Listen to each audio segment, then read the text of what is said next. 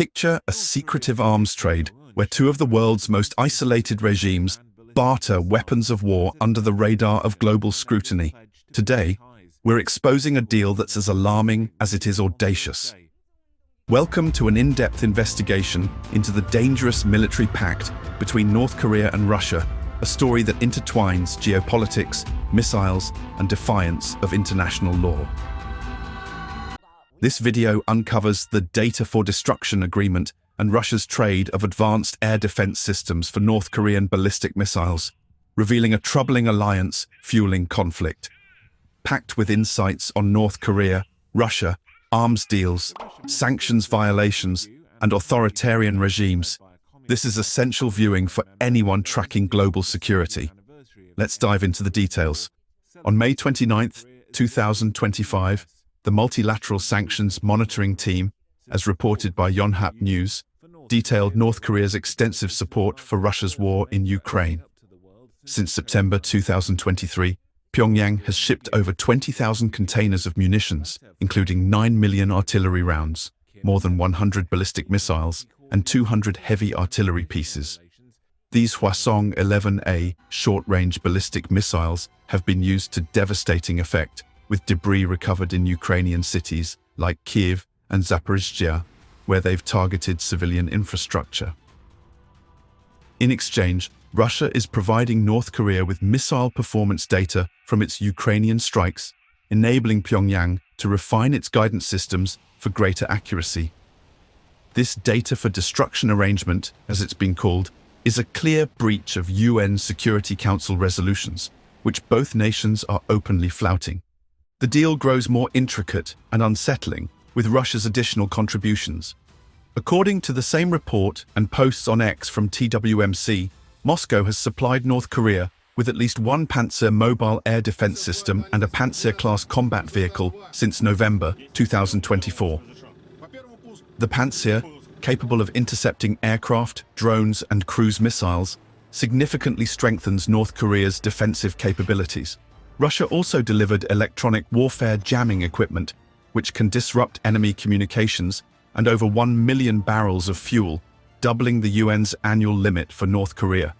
In return, Pyongyang has provided 100 ballistic missiles, 14,000 troops trained in artillery and drone operations, and millions of artillery shells, sufficient to equip 3 brigades.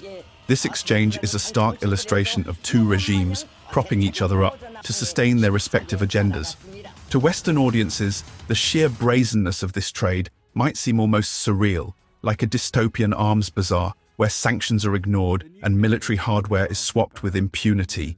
Imagine Kim Jong-un inspecting a gleaming Pantsir system in a Pyongyang hangar, or Vladimir Putin reviewing stacks of North Korean missiles like a quartermaster. Yet the implications are far from amusing. North Korea's missiles, enhanced by Russian data, could soon pose a heightened threat to South Korea and Japan, with improved precision making provocations more dangerous. The Pantsir system may embolden Pyongyang to test its neighbors' resolve, confident in its bolstered defenses.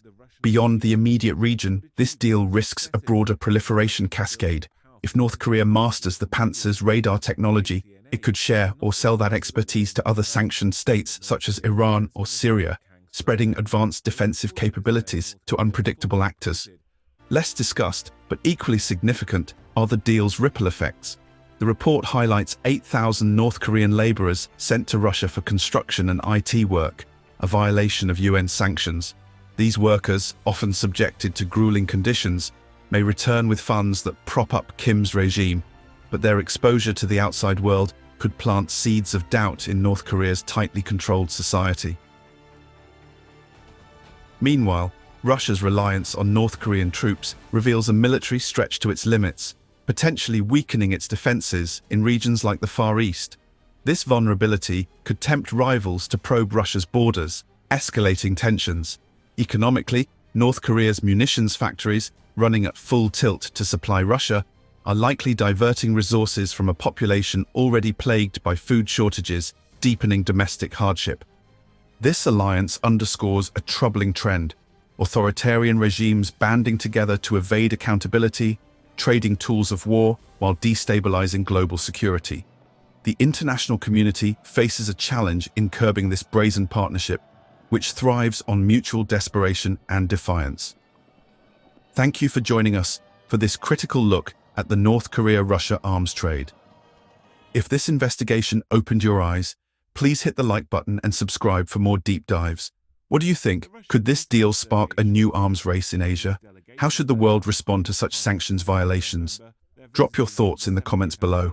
For more revelations from the world behind the new Iron Curtain, watch one of these videos next.